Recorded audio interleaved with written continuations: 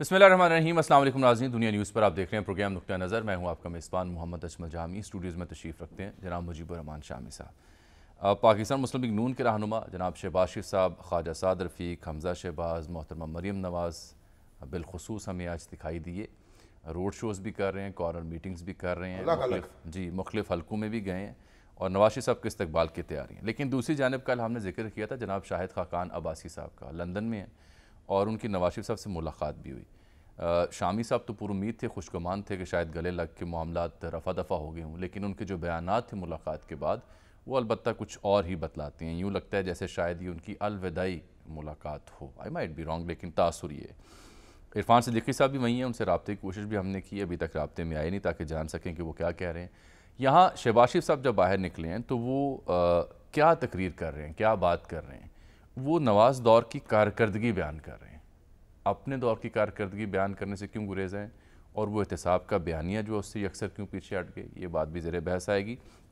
फिर हमारे सीनियर रहनुमा पाकिस्तान पीपल्स पार्टी के खुर्शीद शाह साहब या नून लीग के राना सनाउल्लाह साहब, ये जनरल बाजवा की एक्सटेंशन के मामले पे जो अब इदराक इन्हें हो रहा है वो बड़ा काबिल फ़िक्र है। क्या भी क्यों, उनके बयानात भी रखेंगे और सुनाएंगे क्या कह रहे हैं। साइफ़र केस है, एक और समाअत हुई है, मुलतवी कर दी गई कार्रवाई क्योंकि हाई कोर्ट में मामला ज़ेर इल्तवा है और इमरान खान साहब से उनकी हमशीरा अलीमा खान की मुलाकात हुई। उनकी बड़ी अहम स्टेटमेंट बाद में आई कि इमरान खान साहब कहते हैं कि वो सदर आरिफ अलवी के किरदार से मायूस हैं। पाकिस्तान ने अल्टीमेटम दिया अफ़गान शहरियों को और दीगर गैर मुल्कियों को जो गैर कानूनी तौर पर मुकीम है पाकिस्तान में। तो उस अल्टीमेटम के बाद अफ़गान सरकार का रद्दअमल भी आया, वो भी सामने रखेंगे। और फिर पंजाब में निगरान सरकार के मुख्तलिफ महकमे क्या काम कर रहे हैं, गाहे गाहे उसकी कारकर्दगी का जायज़ा हम लेते हैं। आज महकमा ट्रांसपोर्ट, लाइफ स्टॉक और माइनिंग का हम जिक्र करेंगे क्योंकि ट्रांसपोर्ट के मामले पर शहरी बदहाल हैं, सरापा एहतजाज हैं, अजब सूरत हाल है बड़े शहरों में। तो इस सिलसिले में पंजाब हुकूमत क्या कर रही है, निगरान वज़ीर से हमारी बात होगी। आइए जी, आज देख लिया फिर आपने शहबाज शरीफ साहब को? शामी साहब, शहबाज शरीफ साहब जनाब मैदान में हैं। अच्छा। और सारे लीडर मुस्लिम लीग के सरगर्म हैं और नवाज शरीफ साहब के जो अदवार हुकूमत हैं उनके कारनामे बता रहे हैं। लोड शेडिंग ख़त्म हुई, मोटरवे बनाई गई और तरक्की की रफ्तार तेज़ हुई, प्राइवेटाइजेशन का प्रोसेस शुरू हुआ, फिर सी पैक जो है उसकी बुनियाद रखी गई। तो एक उनके वो कारनामे बयान कर रहे हैं और लोगों को यकीन दिला रहे हैं कि जब वो आएंगे तो नए सिरे से तरक्की का सफ़र शुरू होगा। अब आपने कहा है कि भाई अपने 16 महीने का जिक्र क्यों नहीं कर रहे? मेरा तो सवाल ये है कि अगर वो नवाज शरीफ साहब का ही आपने कारकर्दगी बेचनी है जिसको अब 5 बरस से ज़ायद बल्कि 6-7 बरस हो गए, जाहिर है, तो वो अपनी कारकर्दगी का भी जिक्र क्यों नहीं कर रहे? वो 16 महीने की जो कारकर्दगी है वो तो जुड़ी हुई है ना। पीटीआई की 3.5 साल की कारकर्दगी थी, तो उनका ख्याल है कि वो कारकर्दगी जो थी तो पीटीआई का दौरे हुकूमत जो है उसके बोझ तले वो दबे हुए थे। जो नुकसान उस वक्त हो चुका उसको संभालते संभालते बस 16 महीने कट गए। अगर तो इतना ये आसान फहम मामला है तो आवाम को बेचें ही, आवाम बेच रहे हैं ना। कैसे जिक्र ही नहीं कर रहे अपनी बात का? बता रहे लोगों को अपनी बात का जिक्र ही नहीं कर रहे। परेशान हो ना हो। नहीं, मेरा सवाल आपके लिए कि शहबाज शरीफ साहब अपने 16 माह की परफॉर्मेंस का जिक्र करने से इज्तनाब क्यों कर रहे हैं? डरावने ख्वाब की तरह है। अच्छा, वो गुजर जाए। जो डरावने ख्वाब है उनको जिक्र नहीं करते। आप खुशनवा जो वो कह रहे ख्वाब दिखाते हैं लोगों को, सब्ज़ बाग दिखाते हैं, ठीक है, और काले बाग थोड़ी दिखाते हैं। तो क्या अवाम बहुत भोले हैं? नहीं, अवाम की भी मजबूरी होती है ना। जो लोग नस्ल दर नस्ल मुस्लिम लीग से जुड़े हुए हैं वो को आसानी से तो नहीं छोड़ेंगे ना। जो नई नस्ल है जो बाद में जवान हुई है, पैदा हुई है, उसकी बात और है। यानी जो गुज़श्ता 10 साल में, 15 साल में बड़ी तादाद में वो लोग भी हैं, उनका मामला और है। उनके लिए नून लीग ने क्या किया है? उनको क्या नून लीग बेचेगी? उनको ये बड़ा अहम सवाल है आजकल। सी पैक किया और नक्शा उनको बताया कि भाई अब ये सारी बातें जो हैं इतनी तफसील में ये नून लीग जाने और उनके वोटर जाने, उनकी सरदर्द जाने, और नौजवान जाने, उनकी सरदर्द, और इमरान खान साहब जाने और उनके वोटर्स जाने चले, तो वो अपने मैदान में हैं। पर ऐसी बात नहीं है, मेरे ख्याल संभाल रहे हैं सूरत हाल को और पुरानी मोहब्बतें जो हैं उनको ताज़ा कर रहे हैं। लेकिन पुरानी मोहब्बत, पुरानी सोहबतें याद आ रही हैं। ठीक है, चिरागों का धुआं देखा ना जाए। ہاں یہ بات بھی ہے، لیکن جو نوجوانوں کو پہلی محبت ہوئی اس بیچ میں 10 برس کے دوران، پہلی محبت بڑی لیتھل ہوتی ہے، سنا ہے سر؟ نہیں، وہ دیکھیں آپ کے یہاں سے ہم نے سنا ہے، نوجوان جو ہے نا، نوجوان ہمیں کیا بیچارے، پتا سر محبت کیا ہے؟ وہ نہیں، ان کی تو محبت جو ہے اس کے اپنے رنگ ہیں، کئی 100 رنگ ہیں. صحیح. تو اور بہرحال اب ان کے لیے خان چیلنج، صاحب جو ہیں اب جب وہ اقتدار میں تھے، یہ سیاست میں بار بار کہتا ہوں کہ یہ کوئی سیاست کا معاملہ جو ہے نا وہ پہاڑ کی طرح یا لوہے کی طرح نہیں ہوتا، ٹھیک ہے، وہ گھٹتا پڑتا رہتا ہے، اسٹاک ایکسچینج کی طرح ہوتا ہے. خان صاحب بھی کئی نشیب و فراز سے گزرے ہیں اور نواز شریف صاحب بھی کئی نشیب و فراز سے گزرے ہیں. اب دیکھتے ہیں کہ بالآخر میرا خیال ہے مارکا تو انہی دونوں کے درمیان ہونا ہے نا. ٹھیک. اب آ جاتے ہیں ذرا شاہد خاقان عباسی صاحب کی جانب. کل تو آپ بڑے خوش گمان تھے. جگر کا شیء یاد ہے مجھے. محبت پہ؟ نہیں. اچھا. وہ کہہ رہے ہیں مجھے دے رہے ہیں تسلیاں. اچھا اچھا اچھا. وہ ہر ایک تازہ پیام سے، ہاں. کبھی آ کے منظر عام پر، کبھی ہٹ کے منظر عام سے. اب آپ نے کہا ہے کہ شاہد خاقان عباسی صاحب جو ہیں، آپ تو بڑی خوش گمانی میں تھے. ان سے ملاقات ہو گئی ہے لیکن ملاقات میں شکوے دور نہیں ہوئے. کیا شاعر نے؟ نہیں، میں تو یہ مفروضہ اس لیے اخذ کیا ہے کہ جو ان کی گفتگو ہے ملاقات کے وہ لگتا ہے بعد کہ یا اس سے پہلے، وہ روٹھے ہوئے ہیں. وہ اس گفتگو سے تو یہ تاثر نہیں ملتا کہ وہ گلے ملیں اور رفع دفع ہو گئے، شکوے شکایتیں دور ہو گئیں. کہتے ہیں رحمن پریم کا دھاگا مت توڑو جھٹکائے، ٹوٹے تو پھر جڑے نہ، اور جڑے تو گھٹ پڑ جائے. گھٹ پڑ جائے. لیکن یہ ہے کہ بہت سے لوگوں نے پارٹیاں چھوڑی ہیں. غلام مصطفیٰ جتوئی نے چھوڑی، مولانا کوثر نیازی نے چھوڑی، ہمارے عبدالحفیظ پیرزادہ نے چھوڑی، اور غلام مصطفیٰ کھر نے چھوڑی، محمد حنیف رامے نے چھوڑی، یہ پیپلز پارٹی. اور پھر اس کے بعد کئی تو واپس آ گئے اور کئی بیچارے ماضی ہو گئے، صحرا میں گم ہو گئے. اسی طریقے سے جو مسلم لیگ نون ہے، لیکن کئی جو ہیں وہ پارٹی چھوڑنے کے بعد اس سے بھی بڑے مقام پر پہنچے. شاہ محمود قریشی پیپلز پارٹی چھوڑنے کے بعد. نہیں، شاہ محمود قریشی دوسری پارٹی میں چلے گئے نا. میں کہہ رہا ہوں شاہ محمود قریشی نے کوئی پارٹی تو نہیں بنائی اپنی نا. وہ تو مسلم لیگ نون میں آئے، پیپلز پارٹی میں آئے، پھر پی ٹی آئی میں آ گئے، بر وقت آ گئے.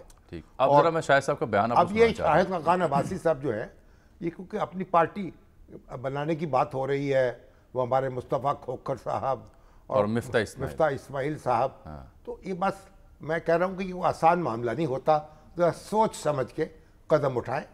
بس ہم تو مشورے دے سکتے ہیں، باقی تو ٹھیک ہے. پارٹی بنے گی تو ہم بھی مطلب ہے زیارت کرنے پہنچ جائیں گے پارٹی کی. اچھا چلیے اب دیکھیے عباسی صاحب کیا کہہ رہے ہیں.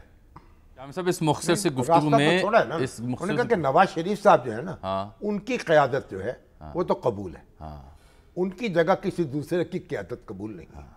تو نواز شریف صاحب کون سا قیادت چھوڑ رہے ہیں؟ وہ تو سرگرم ہیں، انہوں نے چھوڑی بھی نہیں تھی اور قائد ہیں. اور اس لیے ایک امید تو انہوں نے باقی رکھی ہے نا. لیکن ساتھ وہ اور بھی کچھ کہہ رہے ہیں کہ میں تو ان کے استقبال کا بھی اس کے لیے بھی میں راضی نہیں سے جڑے ہوئے ہیں. اور وہ کہہ رہے ہیں کہ وہ غور کریں اور پھر گریسفل ایگزٹ کی بات بھی کر رہے ہیں کہ گریسفل رستہ اختیار کرنا چاہیے. چلیے جو بھی اپنا برا بھلا سوچ لیں، ہم تو ان کو عرض ہی کر سکتے ہیں نا. یہ اس سٹیٹمنٹ کے بعد آپ کو نہیں لگتا کہ بات بنی نہیں ہے ان کی؟ نہیں، وہ اب ان کو یہ بنی بھی نہیں ہے اور بگڑی بھی نہیں ہے. میرا خیال ابھی بھی انہوں نے گنجائش چھوڑی ہے. گنجائش چھوڑ دی ہے. تو نواز شریف صاحب سیاست نہیں چھوڑ رہے تاکہ رجوع کرنے کا مارجن باقی نہ قیادت چھوڑ رہے ہیں. تو جب ان کی قیادت موجود ہے تو پھر یعنی عباسی صاحب بھی وہاں موجود ہوں گے. اب عباسی صاحب دیکھیں نا، ان کے لیے مشکل ہے نا. وہ اپنی سیٹ تو ہار گئے تھے، آبائی سیٹ، جہاں کئی دفعہ انہوں نے الیکشن جیتا. تو لاہور سے انہوں نے پھر انتخاب لڑا نا. اور اسی طرح آپ دیکھیں مخدوم جاوید ہاشمی صاحب ہمارے، تو لاہور سے سیٹ انہوں نے میں نے منتخب ہوئے ایک زمانے میں. تو پنڈی سے بھی ہوئے تھے ایک دفعہ، پنڈی سے بھی ہوئے، شیخ رشید کے مقابلے میں کھڑے ہوئے تھے اور ان کو شکست، شیخ رشید صاحب کو ان کے حلقے میں شکست دے دی تھی. جیسے کہا گیا کہ کمیونزم جو تھا وہ ماسکو میں شکست کھا گیا. اور کتنے سال کی محنت تھی شیخ صاحب کی، تو جاوید ہاشمی صاحب نے جھاڑو پھیر دیا اس میں. تو سیاست میں وقت کی بات ہے، زیر و بم آتے رہتے ہیں. اب شیخ رشید صاحب جو ہیں ان کا سراغ بس ہم چاہتے ہیں مل جائے. کہاں ہیں وہ، کیا کر رہے ہیں؟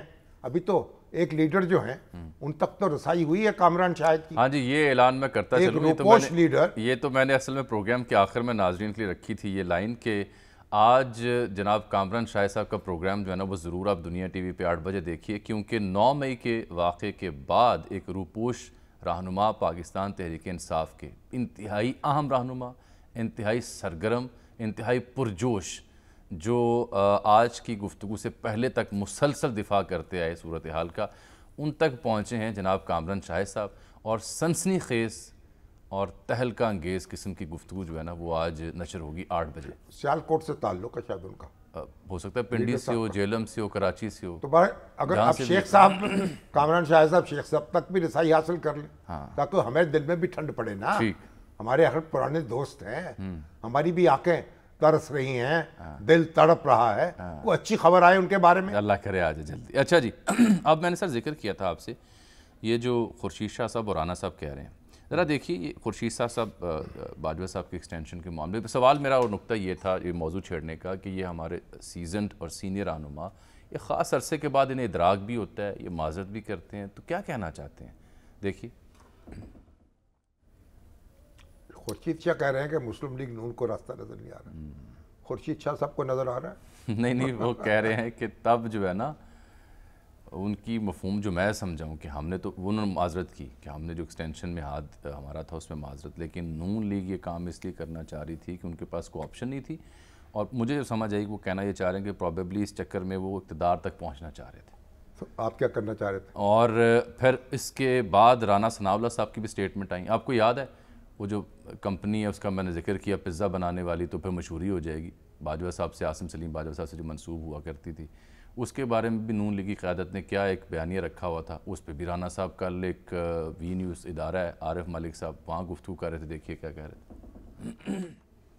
یعنی اس پہ بیانیہ کھڑا تھا پزا کمپنی پہ. بات تو بڑی ذمہ داری سے کہی نا نہیں تو جو انکوائری عمران خان صاحب نے کرائی تھی اس میں تو بری ہو گئے تھے. وہ ہو تو اس کے باوجود نون لیگ کا بیانیہ کیا تھا پزے کے اوپر سر؟ بھائی ٹھیک ہے، وہ کہاں گیا؟ اچھی بات ہے. اب بہ گیا. اگر صبح کا بولا شام کو گھر آ جائے تو کیا حرج ہے؟ لوگوں کے بارے میں الزامات لگانے میں احتیاط کرنی چاہیے. عوام کیا کریں؟ عوام کو کبھی آپ پزا بیچتے ہیں، کبھی اب ہمارے جو شاہد میتلا ہے، ہاں جی صحافی جو ماہر امور باجوہ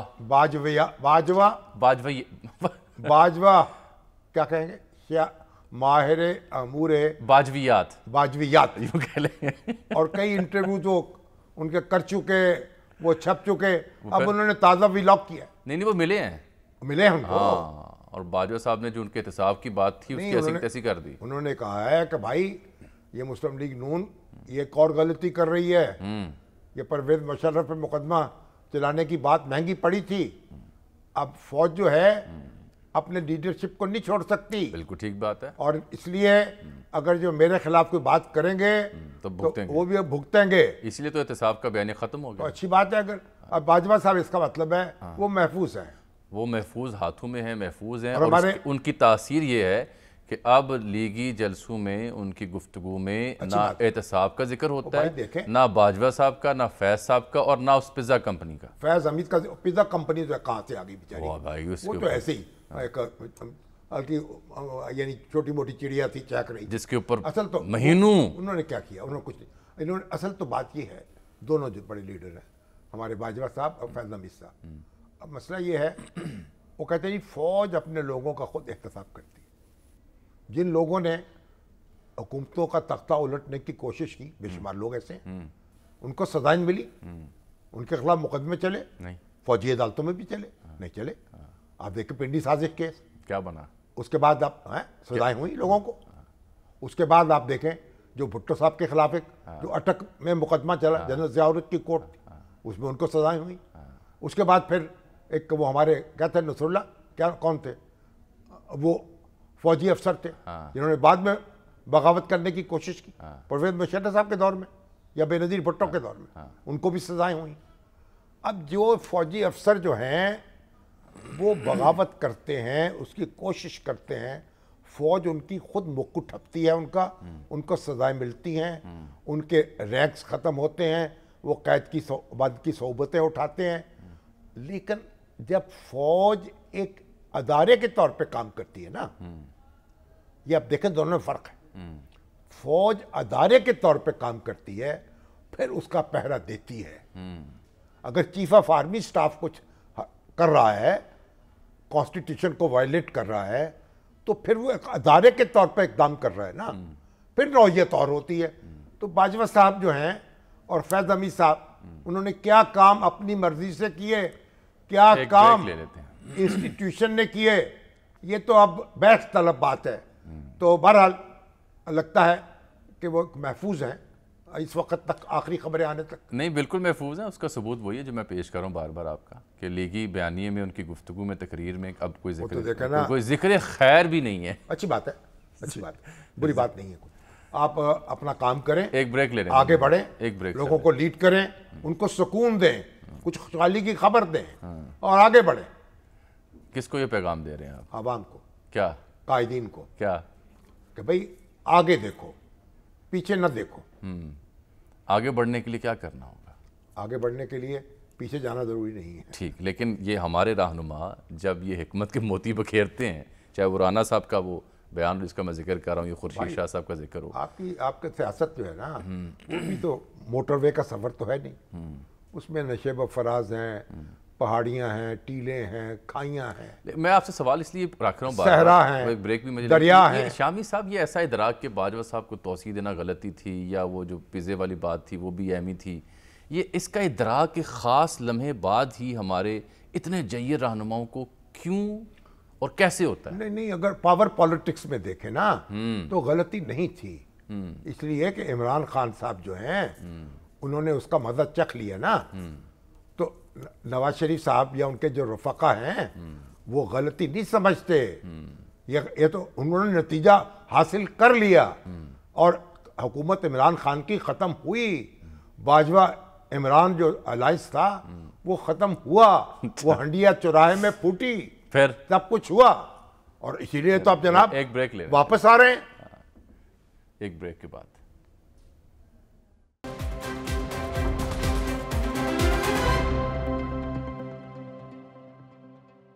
वेलकम बैक नाज़रीन। साइफर केस की एक और समाअत हुई। ज़ेर इल्तवा मामला हाई कोर्ट में इसलिए कार्रवाई मुलतवी कर दी गई और वकला ने ट्रायल रोकने की भी इस्तदा की थी।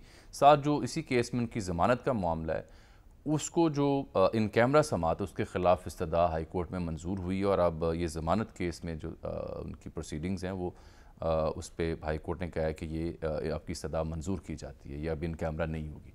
अलबत्ता जो इस बीच इमरान खान साहब से अलीमा खान साहिबा और उनकी दूसरी बहन भी मिली हैं, तो मुलाकात के बाद बड़ा अहम उन्होंने बयान दिया इमरान खान साहब से मंसूब सदर आरिफ अलवी साहब के बारे में। देखिए क्या फरमा रही हैं। जनाब सदर से मायूस हो गए इमरान खान साहब। वो सदर साहब तो बेचारे जितनी अपनी बसात थी उसके मुताबिक उन्होंने काम किया, करने की कोशिश की। वो ये कहते हैं लो वो भी कह रहे हैं कि बेनंगो नाम है, ये जानता अगर तो लौटाता ना घर को मैं, लौटाता ना घर को मैं। हाँ जी, अब आरिफ अलवी साहब यही कहेंगे ना।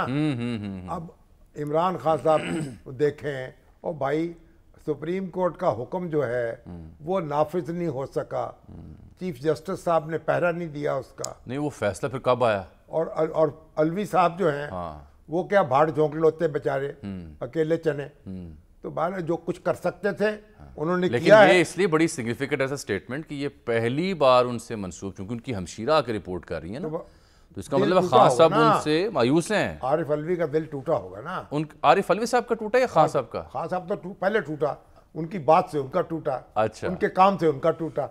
बिल्कुल ठीक। बहरहाल टूटे हुए दिलों का मुकाबला है। अच्छा, दूसरी बात भी बड़ी अहम थी, एक नुकता और दूसरा बीबी। हाँ जी, 55 मिनट उन्होंने मुलाकात की। जी हाँ, मुख्तलिफ इसमें, और बताया कि खान साहब की जो कमज़ोर हो गए हैं और कुछ शिकायत भी उनकी हैं। तो मेरा ख्याल है कि ये ओपन कोर्ट अगर होती है तो लोग उनको मिल भी सकेंगे, उनको देख सकेंगे। हाँ जी, हाँ। तो ये एहतमाम होना चाहिए ना। वो अब इसमें जो जमानत केस है साइफर का, उसकी तो इन कैमरा ख़त्म होगी ना, उसकी तो अब ओपन कोर्ट ही होगी।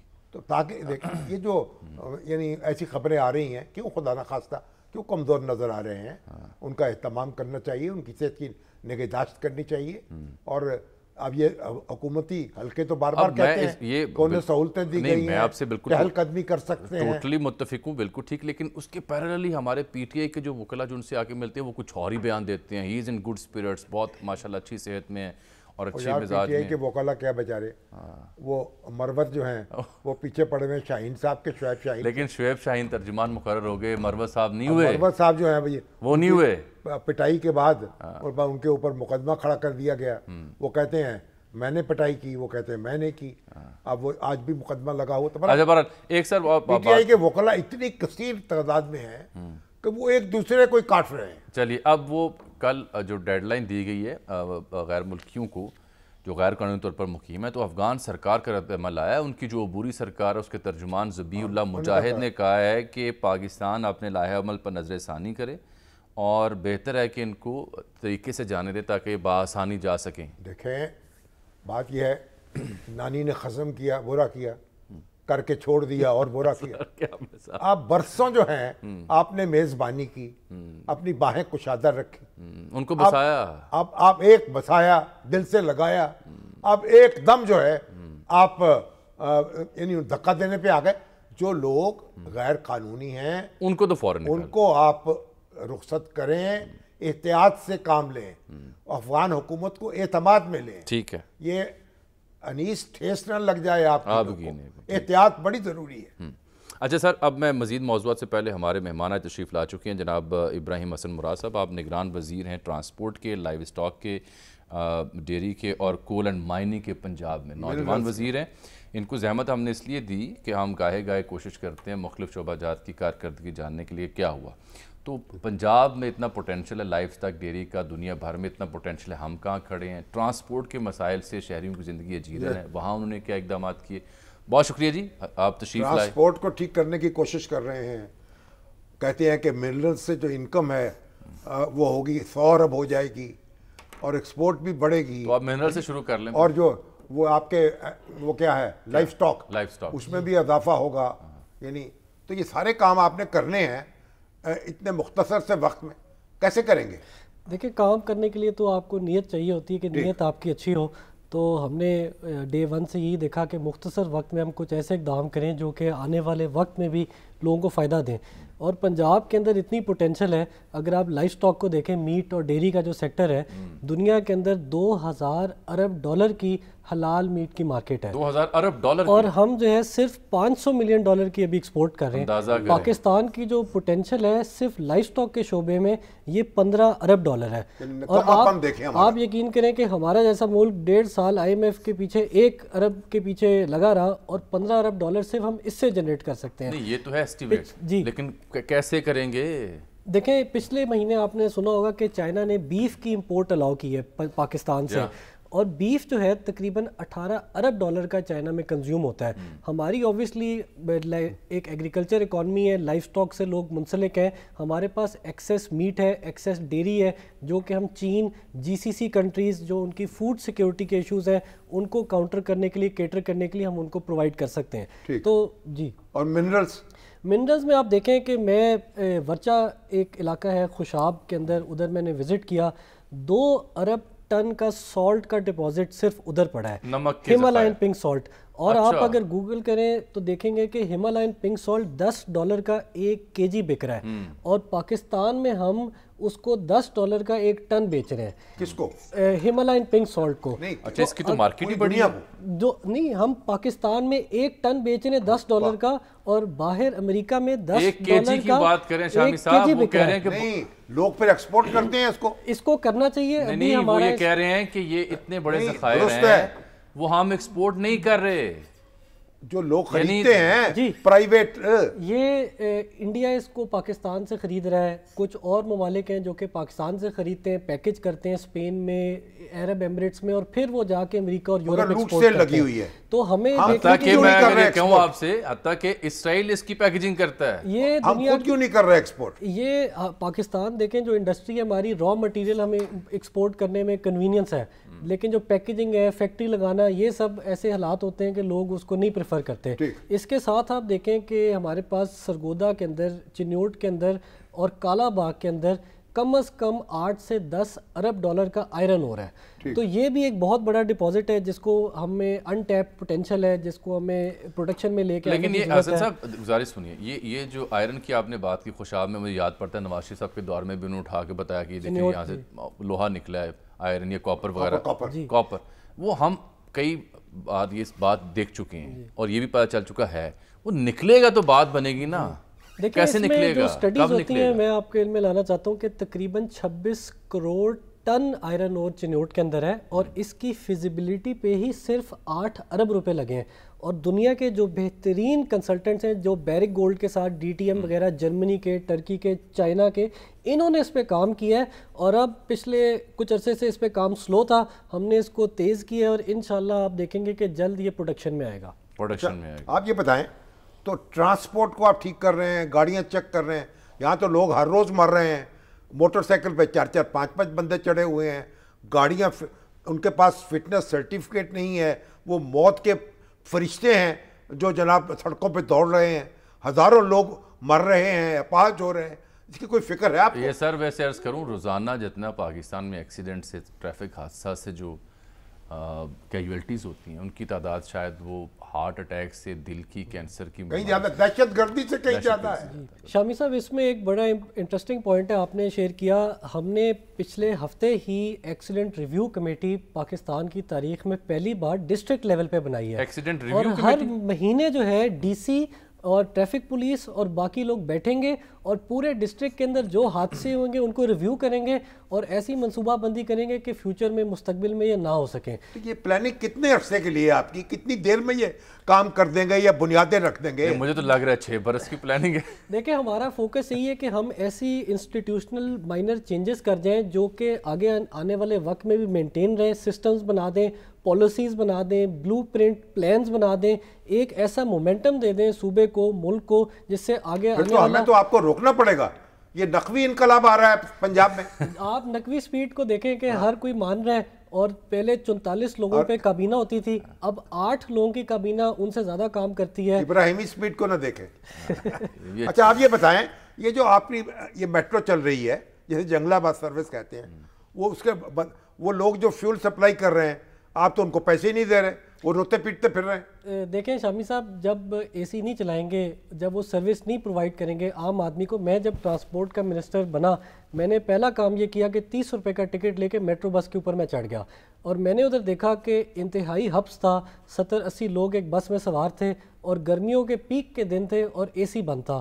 ہم نے بار بار ان کو جو ہے لیٹر بھی لکھے، کمیٹیز بھی بنائی، انفارم بھی کیا کہ منیمم سروس سٹینڈرڈ میں آپ کے شامل ہے کہ اے سی آن ہونا چاہیے، اگر آپ اے سی بند کرتے ہیں تو آپ سروس ہمیں نہیں پرووائڈ کر رہے۔ تیل کی قیمتیں بھی تو بڑھ گئی نا، بڑی وجہ سے ان کے کانٹریکٹ میں جو کٹوتی لکھی ہوئی تھی وہ ہم نے کی، تیل کی قیمتیں ضرور بڑھی ہیں۔ میں نے سیکرٹری صاحب کو ہدایت کی ہے کہ اس پہ آپ مزید جو ہے نظر ثانی کریں اور دیکھیں کہ کس طرح وے آؤٹ نکل سکتا ہے۔ جب آپ وزیر نہیں تھے تو سیکرٹری صاحب تو تھے نا، کوئی دوسرے وزیر بھی ہوں گے، کسی کو پتہ نہیں چلا کہ یہ اے سی بند ہیں؟ سر کس سے خبر تھی؟ دیکھیں یہ سب سے پہلے جو نوٹس لیا تھا یہ حکومت سو کو جاتی ہے۔ دیکھیں میں یہ کہتا ہوں کہ کچھ لوگ ہوتے ہیں شاید ان کے کچھ انٹرسٹ ڈیولپ ہو جاتے ہوں یا اوور سائٹ ہوتی ہے، نیگلیجنس ہوتی ہے، ملٹیپل ریزنز ہو سکتی ہیں، لیکن ہم نے اس کا نوٹس لیا، لمبی ریزنز ہیں، لیکن آپ یہ بتائیں لاہور جیسے شہر میں عام شہری کے لیے ٹرانسپورٹ کا ایشو ابھی بھی بڑا سر درد ہے، لوگوں کو چنگچی رکشوں پہ بیٹھنا پڑا ہے، ویگنیں بسیں جو روٹس پہ چلا کرتی تھیں وہ تھی نہیں کیونکہ ایک نیٹ ورک بننا تھا وہ بنا نہیں۔ تو اتنے بڑے شہر کی جو ٹرانسپورٹ کے ایشوز ہیں، کوئی چھوٹے ایشوز تو نہیں ہیں، ان کے لیے کوئی پلاننگ ہے آپ کی؟ دیکھیں بہت آپ نے اچھی بات کی، اور ٹرانسپورٹ کے اندر، پبلک ٹرانسپورٹ کے اندر جو انویسٹمنٹ ہونی چاہیے وہ ہم نے بدقسمتی سے نہیں کی۔ آپ یقین کریں کہ پنجاب کے اندر سالانہ 26 کروڑ لوگ پنجاب میس ٹرانزٹ اتھارٹی کی جو میٹرو ٹرین چل رہی ہے، اورنج لائن چل رہی ہے، اس میں سفر کرتے ہیں، لیکن آج کل جو فیول کی پرائسز ہیں ہم نے دیکھا کہ اس میں 20-30% اضافہ ہے منتھ آن منتھ، تو اس میں ہم یہ دیکھتے ہیں لوگ مجبور ہو رہے ہیں، آج ہم ریلائز کرتے ہیں کہ یہ بہت زیادہ ایکسٹینسو نیٹ ورک ہونا چاہیے تھا اور بہت زیادہ بہتر طریقے سے اس کو اگر ہم آرگنائز کرتے، مینیج کرتے تو اس میں جو ہے لوگ کو سہولت ملتی، اور آج جو ہے جو سروس نہیں ہے وہ ہوتی۔ اب آپ دیکھیں کہ پنڈی جیسا شہر ہے، آپ دیکھیں فیصل آباد جیسا شہر ہے، ادھر کوئی بس سروس نہیں ہے۔ چلیں good luck and best wishes, امید کرتے ہیں کہ جو یہ آپ پلاننگ سنا رہے ہیں، جو آپ نے اس پہ منصوبہ بندی کی ہے، اس پہ واقعی عمل درآمد ہو جائے، کچھ آپ کی دور میں ہی ہو جائے انشاءاللہ جی، آپ امید رکھیں، ہم منصوبہ بندی کر رہے ہیں، اور آپ کے دور میں اگر ہو گیا تو شامی صاحب تو پھر آپ کو روکنا چاہ رہے ہیں۔ नहीं रोकना चाहें कि भाई इलेक्शन लड़ाएंगे इनको। अच्छा, तो फिर मुस्ताफ़ी करवाएं ना, ऐसे लड़ नहीं सकते। पर ये पूरी कैबिनेट ऐसा कर ले क्या वक्त से पहले मुस्ताफ़ी हो जाए, अकेले नकवी साहब हैं। अकेले नकवी साहब रह जाएं आखिरी महीना। हाँ, देखिए बात यह है कि कुछ काम तो करना पड़ेगा ना। हमारी जो हुकूमतें हैं वो बातें ज़्यादा करती हैं, काम कम करती हैं, और आपने ये चंद हफ्ते में ये सारे काम कर दिए। आप शामी साहब एक और चीज़ देखें कि पंजाब का तकरीबन 1000 अरब रुपए का गर्दिशी कर्जा बन गया था, तो चीफ मिनिस्टर पंजाब ने उसको ख़त्म किया, जिसके ऊपर सिर्फ पंजाब हुकूमत 200 अरब सूद दे रही थी। तो आप देखें गर्दिशी कर्जा किसका था? सर अब वक्त खत्म हो गया, फिर किसी और नशिस्त कर लेंगे। नकवी साहब से नशिस्त करते हैं ना सर, अब अगली उनसे नशिस्त करते हैं, क्योंकि आज उनके कर्जा खत्म हो गया, वो वीट पे सब्सिडी खत्म हो गई है, वो कर्जा खत्म हो गया, पेंशन में रिफॉर्म आ रहा है। आप देखें सबसे बड़ी बात है कि पंजाब हुकूमत कई 100 अरब रुपए साल के पेंशन में देती थी, अब हम उसको इस मॉडल पे लेके जा रहे हैं कि पार्टिसिपेटरी पेंशन होगी। अल्लाह करे ऐसा हो sir, good luck and best wishes. बहुत शुक्रिया, आप तशरीफ लाए और आपने लोगों को कुछ उम्मीद दिलाई। बदहाल है आवाम, उनको उम्मीद आपने दिलाई, आपका बहुत शुक्रिया। नाज़रीन, प्रोग्राम में एक ब्रेक।